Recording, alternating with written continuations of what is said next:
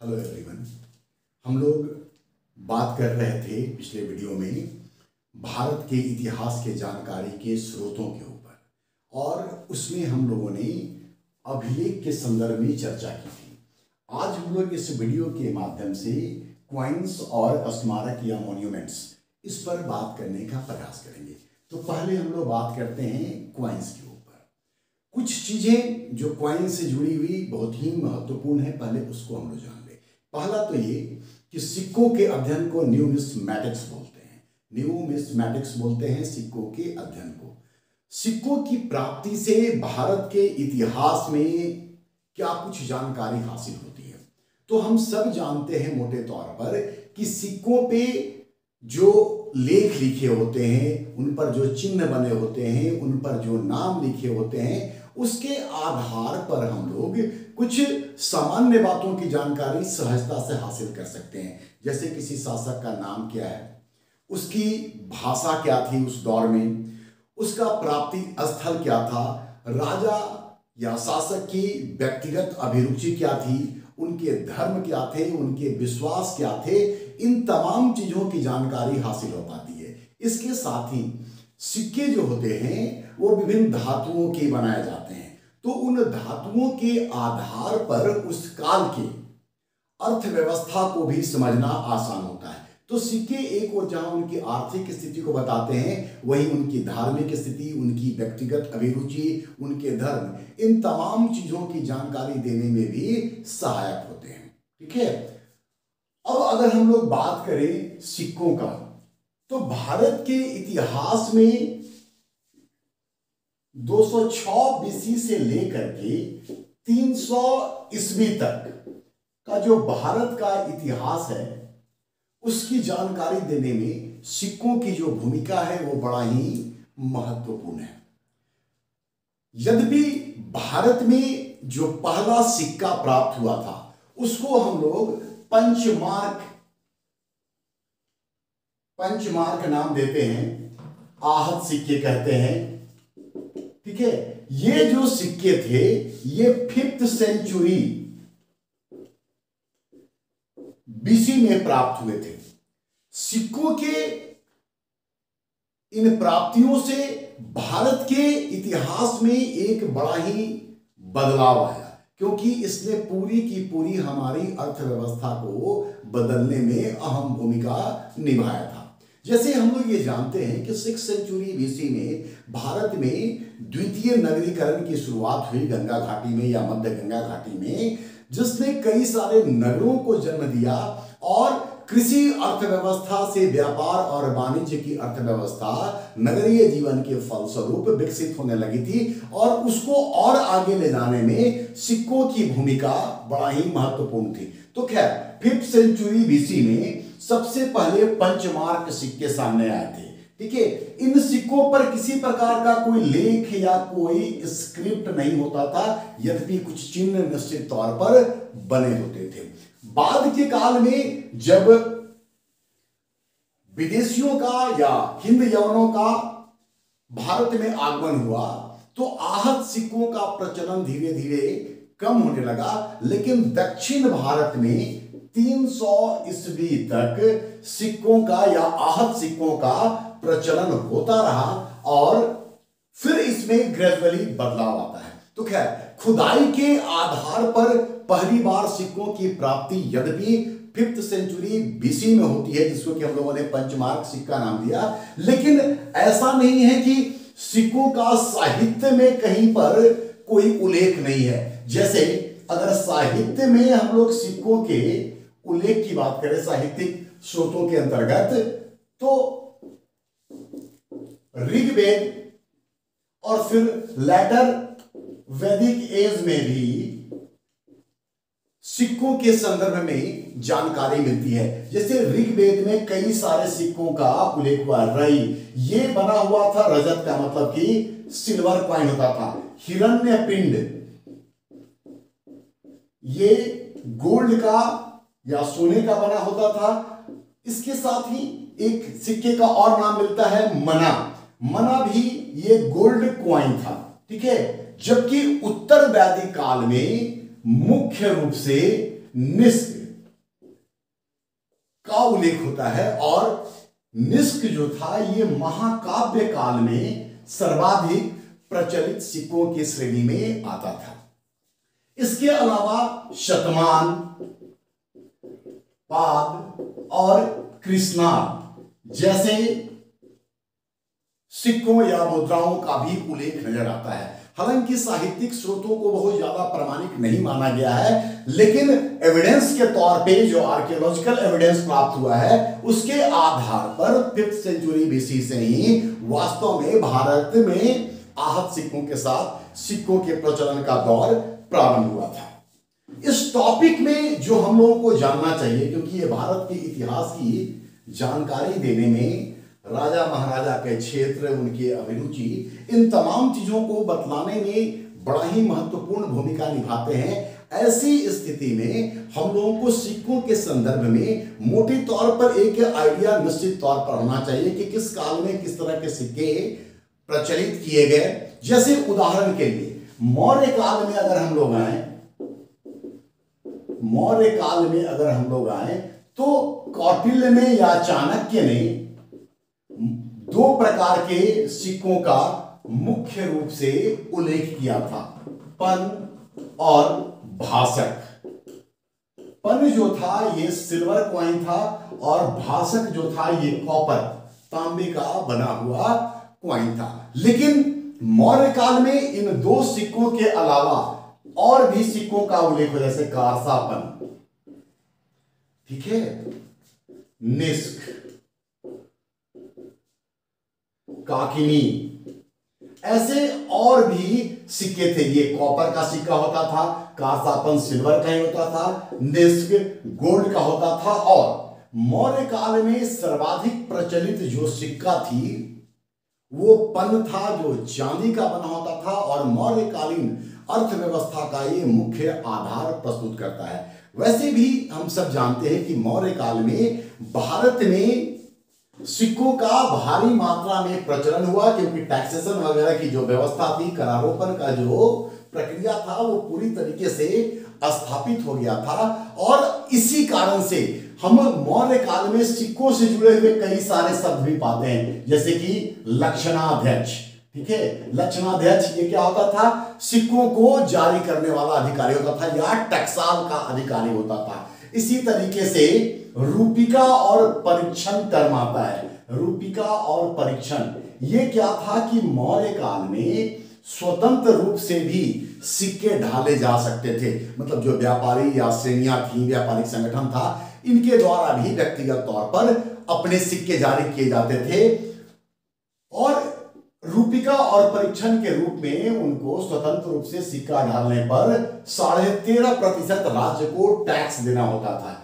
इसके साथ ही एक और अधिकारी का नाम मिलता है, दैट इज रूप दर्शक। यह क्या था कि सिक्कों की शुद्धता की जांच करने का काम करता था। तो मौर्य काल में मौद्रिक व्यवस्था पूरी तरीके से स्थापित हुई नजर आती है और ये जो शब्द हमने अभी लिखा आपके सामने, ये इसको प्रमाणित भी करते हैं। मौर्यों के बाद अगर हम लोग कुषाणों को देखें,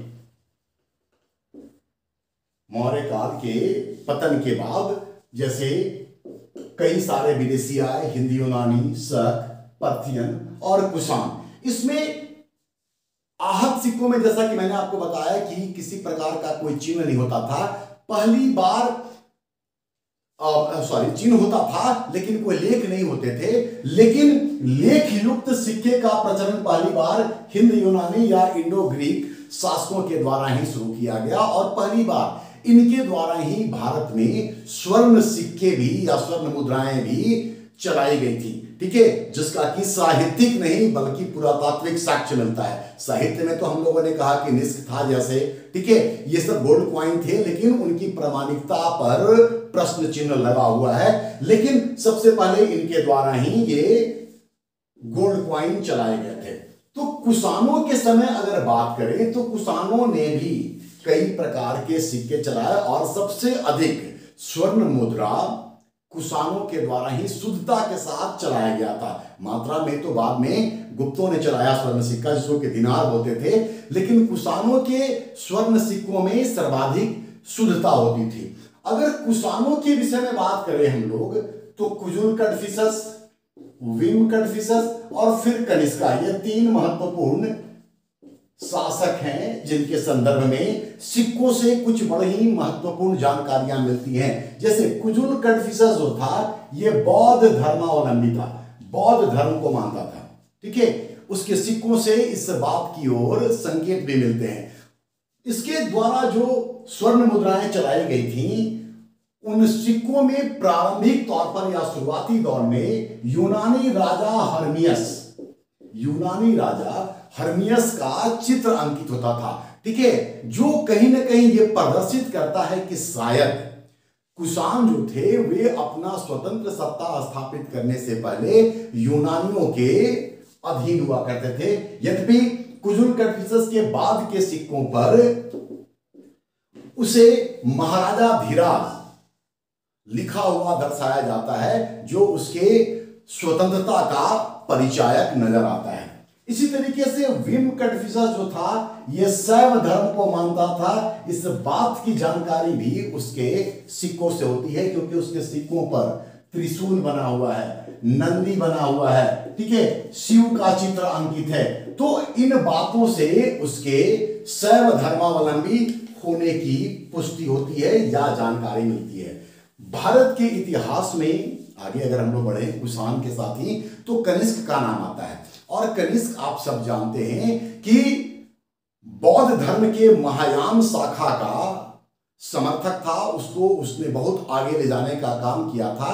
तो बौद्ध धर्मावलंबी होने के प्रमाण जो है उसके सिक्कों से ही मिलते हैं, क्योंकि कनिष्क के द्वारा जारी किए गए सिक्के एक और न सिर्फ उसके साम्राज्य विस्तार की जानकारी देते हैं जो यूपी से लेकर के बिहार, बंगाल, उड़ीसा के बड़े क्षेत्र में प्राप्त हुआ है, साथ ही साथ उसके सिक्कों पर भगवान बुद्ध को किसी स्थान पर बैठे हुए दिखाया गया है तो कहीं भगवान बुद्ध को खड़ी मुद्रा में दिखाया गया है, खड़ी मुद्रा में दिखाया गया है या बैठे हुए रूप में उनको दर्शाया गया है। तो ये इस बात का भी परिचायक है कि कुषाणों के काल में भारत में गांधार कला और मथुरा कला का भी विकास हुआ था। तो गांधार शैली में भगवान बुद्ध को बैठे हुए अमूमन दिखाया जाता है, जबकि मथुरा शैली में भगवान बुद्ध को खड़ा दिखाया जाता है। तो कनिष्क के द्वारा जारी सिक्कों पर भगवान बुद्ध को इस रूप में देखना यह बताता है कि वो बौद्ध धर्म को मानता था, ठीक है। कुषाणों के बाद अगर हम लोग और आगे बढ़े तो गुप्त साम्राज्य, गुप्ता एम्पायर, हम लोग ये पाते हैं कि जो गुप्त साम्राज्य के प्रारंभिक शासक थे उन्होंने चूंकि जो कुषाण थे उनके ही क्षेत्र पर अधिकार करके और अपने साम्राज्य को आगे बढ़ाने का काम किया था। तो शुरुआती दौर में इनके सिक्कों पर कहीं ना कहीं कुषाणों का नकल या उसकी छाप नजर आती है, ठीक है। हालांकि बाद में ये स्वतंत्र रूप से आगे आते हैं। गुप्त काल में जो सिक्के जारी किए गए वो बड़ा ही महत्वपूर्ण है। जैसे चंद्रगुप्त प्रथम ने सर्वप्रथम स्वर्ण मुद्राएं गुप्त काल में स्वर्ण मुद्राएं जारी की थी। उसके सिक्कों पर लिच्छवया ये अंकित है जो लिच्छवियों के साथ उसके संबंध होने का पुष्टि करता है। इसके साथ ही चंद्रगुप्त वन का जो सिक्का है वो राजा रानी प्रकार का सिक्का माना जाता है, क्योंकि उसके सिक्कों पर उसकी पत्नी कुमार देवी का भी चित्र अंकित हो रखा है, ठीक है। इसी तरीके से चंद्रगुप्त वन के बाद अगर हम लोग समुद्रगुप्त को देखें तो समुद्रगुप्त ने 6 प्रकार के सिक्के चलाए थे, ठीक है, जिसमें से उसके द्वारा प्रचलित जो अश्वमेध प्रकार का सिक्का है जिस पर कि अश्वमेध पराक्रमांक लिखा हुआ है, जो यह दर्शाता है या इस बात की पुष्टि करता है कि उसने अश्वमेध यज्ञ किया था। क्योंकि समुद्रगुप्त की जानकारी का एक बड़ा स्रोत प्रयाग प्रशस्ति है, लेकिन प्रयाग प्रशस्ति से कहीं भी हम लोगों को समुद्रगुप्त के द्वारा किए गए अश्वमेध यज्ञ की जानकारी नहीं मिलती है। तो उसके द्वारा अश्वमेध यज्ञ किया गया, इस बात की जानकारी उसके सिक्के से होती है। उसके एक सिक्के पर उसे वीणा बजाते हुए दर्शाया गया है, जो संगीत प्रेम को दर्शाता है। तो ये एक और राजा या शासकों के व्यक्तिगत अभिरुचि को दर्शा रहा है, उनके द्वारा किए गए धार्मिक क्रियाकलापों को दर्शा रहा है। उसी तरीके से उसके सिक्के जो हैं वो व्याघ्र क्रमांक भी लिखे हुए हैं, धनुर्धर भी सिक्के हैं, परशु भी सिक्के हैं। तो कई प्रकार के सिक्के समुद्रगुप्त ने जारी किए थे। ठीक है, इसके बाद अगर हम लोग चंद्रगुप्त विक्रमादित्य की बात करें तो गुप्त शासकों में सबसे पहले रजत सिक्का, सिल्वर कॉइन, इसके द्वारा ही या चंद्रगुप्त विक्रमादित्य या सेकंड के द्वारा ही प्रचलित किया गया। जब उसने पश्चिम भारत में शकों को पराजित किया था तो उसने इस खुशी में चांदी की मुद्राएं या सिक्के जारी किए थे। ये सिक्के उसके पश्चिम में साम्राज्य विस्तार को भी स्पष्ट करता है या उसको प्रमाणित करता है। बाद के शासकों में कुमारगुप्त की अगर हम लोग बात करें तो कुमारगुप्त ने मयूर शैली में चांदी की मुद्राएं जारी की और उन मुद्राओं पर एक ओर जहां यूप का चित्र बना हुआ है वहीं दूसरी ओर अश्वमेध महेंद्र लिखा हुआ है, जो ये परिलक्षित करता है, बताता है कि इसके द्वारा भी अश्वमेध यज्ञ किए गए थे। इसके बाद शासक आता है स्कंदगुप्त, और स्कंदगुप्त ने भी 3 प्रकार की मुद्राएं जारी की थी। ठीक है, तो उनके द्वारा जो भी मुद्रा जारी किया गया है उसको आपको एक साथ नोट कर लेना है, जैसे कि धनुर्धर, अश्वारोही और राजलक्ष्मी प्रकार के सिक्के उसके द्वारा जारी किए गए थे। अगर हम लोग इसी तरीके से सातवाहन वंश के संदर्भ में देखना चाहें तो सातवाहन वंश के शासकों के द्वारा पहली बार सीसा और पोटीन का सिक्का जारी किया गया था। यद्यपि अन्य धातुओं सोने, चांदी और तांबे के सिक्के भी जारी किए गए थे, लेकिन सीसा और पोटीन का जो सिक्का था ये पहली बार इनके द्वारा ही जारी किया गया था। सातवाहन वंश के शासक सातकर्णी वन ने मानव शैली में गोल सिक्के जारी किए थे। ठीक है, इसी तरीके से वशिष्ठ पुत्र पुलमाऊ के सिक्कों पर जहाज का चित्र बना हुआ है, उस पर 2 मस्तूल दिखाए गए हैं जो उसके विदेशी व्यापार या विदेशी विजय को कहीं ना कहीं प्रदर्शित करता हुआ नजर आता है। अगर हम लोग गौतमी पुत्र सातकर्णी को ध्यान करें तो गौतमी पुत्र सातकर्णी ने शक महाक्षत्रप नहपान को हराने के बाद उसके चांदी के सिक्कों पर अपना नाम दर्ज करवाया था, इस बात की भी जानकारी होती है। ठीक है, तो ये सिक्के कई सारी जानकारियां दे रही हैं। एक चीज जो हम आपको और यहाँ पर बताना आवश्यक समझते हैं वो ये कि भारत में नॉर्थ वेस्ट में यूनानियों के द्वारा अपने साम्राज्य का स्थापना से पहले ईरानियों का कब्जा था। पिछले वीडियो में मैंने आपको बताया था कि भारत पर सबसे पहले ईरान के द्वारा ही आक्रमण किया गया था और नॉर्थ वेस्ट में उसके कुछ क्षत्रप भी स्थापित हुए थे या उसके राज्य भी स्थापित हुए थे। उन लोगों ने भी कुछ सिक्के जारी किए थे, जिन सिक्कों को मतलब ईरानियों के द्वारा जारी किए गए सिक्कों को सिग्नोई कहा जाता था। ये थोड़ा यूनिक है, सिग्नोई सिक्का ये ईरानियों ने जारी किया।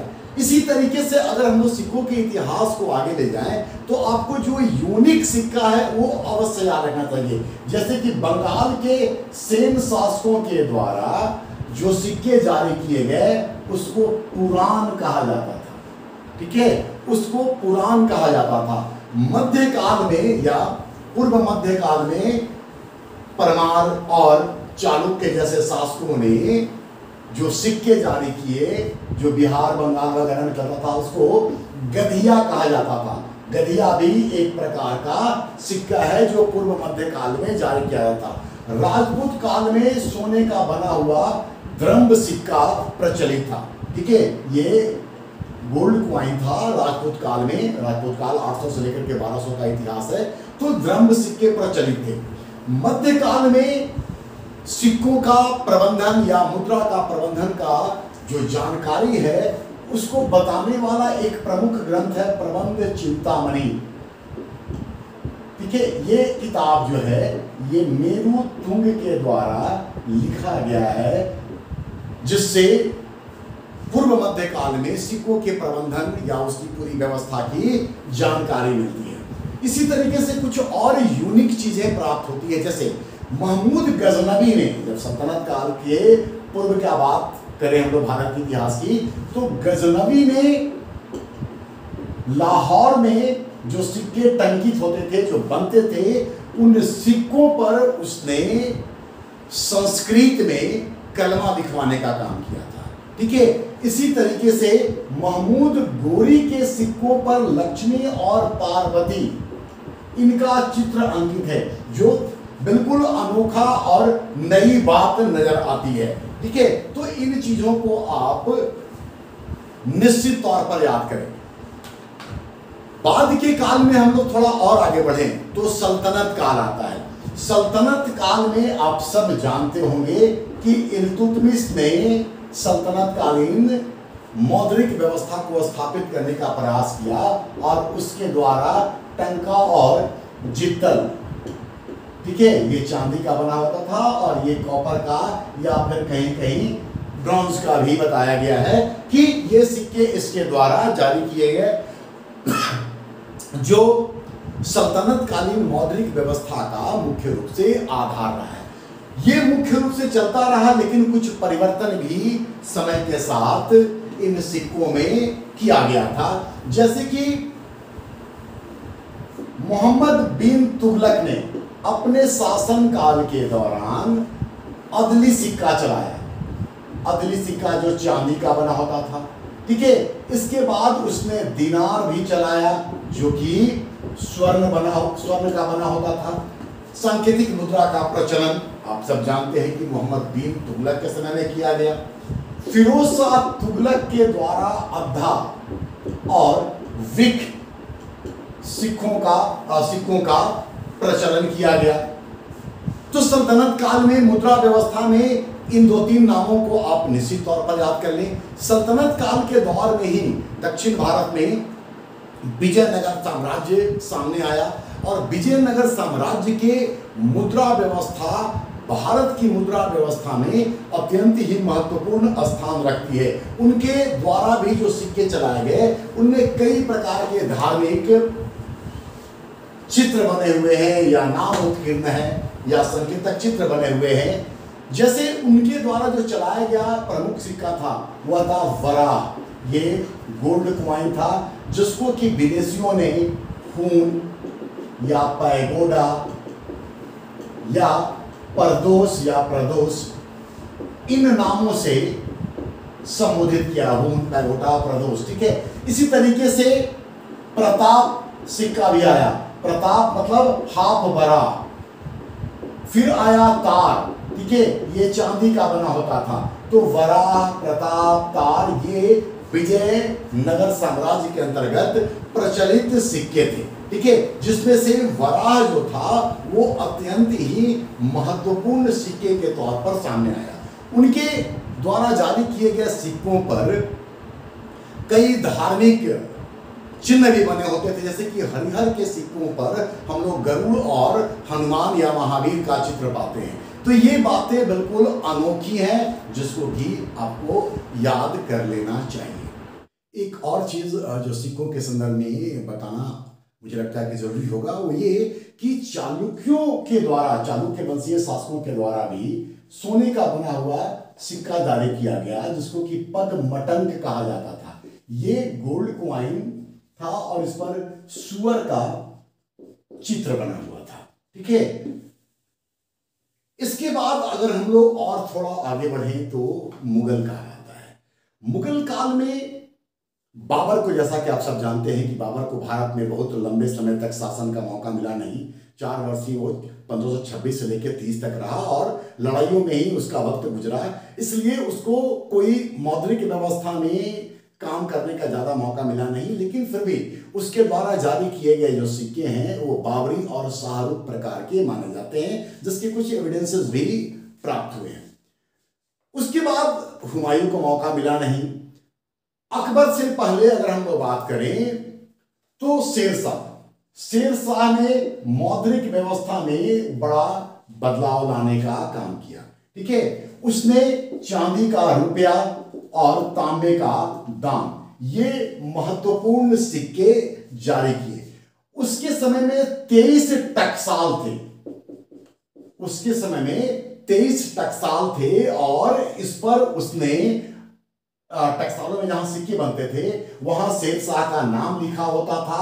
ठीक है, और टकसाल का नाम लिखा होता था, वजन लिखा होता था और ये लिखा होता था अरबी और देवनागरी लिपि में।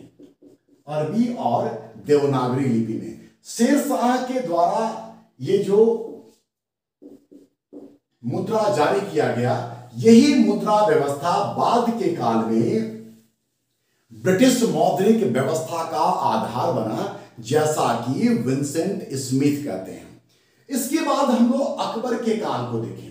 अकबर के काल में पहला बात तो ये कि अकबर के द्वारा जारी किए गए सिक्कों पर अकबर की आकृति नहीं मिलती है। उसने सबसे अधिक मात्रा में गोल सिक्के प्रचलित करवाए।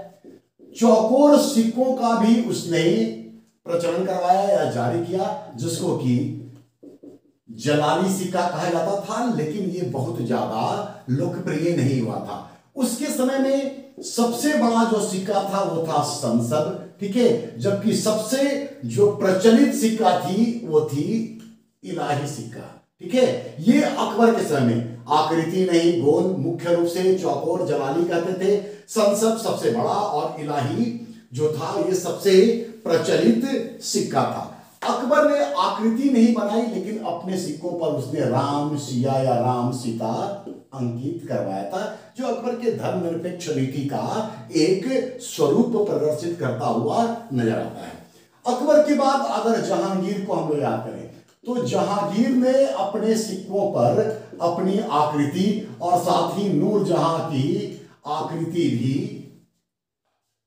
अंकित करवाने का काम किया। ठीक है, उसके द्वारा जारी किए गए सिक्कों पर उसको एक हाथ में प्याला लिए हुए भी दिखाया गया है। वैसे भी जहांगीर कहता था कि मैंने एक प्याले शराब के लिए बादशाहत नूरजहां को सौंप दी है, तो वो प्याले के साथ नजर आता है। उसके द्वारा जारी किया गया एक सिक्का है निशार। ये आपको याद कर देना चाहिए, सीधे तौर पर क्वेश्चन बन सकता है कि निसार सिक्के किसके द्वारा जारी किया गया। फिर अगर हम लोग शाहजहां को देखें तो शाहजहां के समय में एक सिक्का जारी हुआ जिसका नाम है आना। ये बेसिकली रुपया और दाम के बीच का है आना सिक्का। ठीक है, मुगल काल में सबसे अधिक सिक्के यद्यपि औरंगजेब के काल में जारी किए गए, लेकिन औरंगजेब के काल में जो सिक्के ढलते थे उस पर कहीं भी कलमा नहीं लिखा होता था, क्योंकि अपने धार्मिक नीतियों के तहत वो इसको बेहतर नहीं मानता था, तो उसके सिक्कों पर कलमा नहीं लिखा होता था। तो चूंकि जैसा कि मैंने अभी आपको बताया कि शेरशाह का मुद्रा व्यवस्था ही बाद में ब्रिटिश मौद्रिक व्यवस्था का आधार बना और बाद में हम लोगों ने ब्रिटिश मुद्रा प्रणाली को ही कमोबेश अपनाने का काम किया। तो आगे के इतिहास में सिक्कों के संदर्भ में बहुत कुछ आपको जानने की आवश्यकता नहीं है। इन बातों के साथ हम सिक्कों के संदर्भ में अपनी बात को खत्म कर रहे हैं, और चूंकि ये वीडियो मुझे लगता है कि लंबा हो जाएगा तो स्मारकों पर हम आगे बात करेंगे, लेकिन इसको हम समराइज अगर करें तो हम लोग ये पाते हैं कि भारत के इतिहास में जो सिक्के हैं ये कई सारी महत्वपूर्ण जानकारियां देते हैं। जैसे अगर हम लोग ये देखें कि किसी काल में सिक्कों की बहुलता है, कई प्रकार के और ढेर सारे सिक्के मिलते हैं, तो हम लोग ये अनुमान लगाने की स्थिति में होते हैं कि वह जो काल था वो व्यापार वाणिज्य के दृष्टिकोण से अत्यंत ही उन्नत स्थिति में था। और जब सिक्कों की मात्रा हम लोग कम पाते हैं तो इसका अर्थ ये लगाया जा सकता है कि वह जो दौर था वो व्यापार वाणिज्य या अर्थव्यवस्था के कमजोरी को प्रदर्शित करने वाला काल था। ठीक है, आप मोटे तौर पर इसमें विभिन्न कालों में जो अलग अलग शासकों के द्वारा सिक्के प्रचलित किए गए हैं उसके विषय में इकट्ठा जानकारी करने का प्रयास करें, मतलब जानकारी इकट्ठा करने का प्रयास करें। अगर हम लोग ये कर लेते हैं तो कई सारे सवाल हैं जिसको कि हम लोग सहजता से सॉल्व कर सकते हैं। चलिए आज यहीं पे हम लोग खत्म करते हैं। अगला वीडियो के साथ हम जल्द ही आपको मिलेंगे। आप अपनी प्रतिक्रिया प्लीज हम तक पहुंचाने का काम कीजिए। धन्यवाद।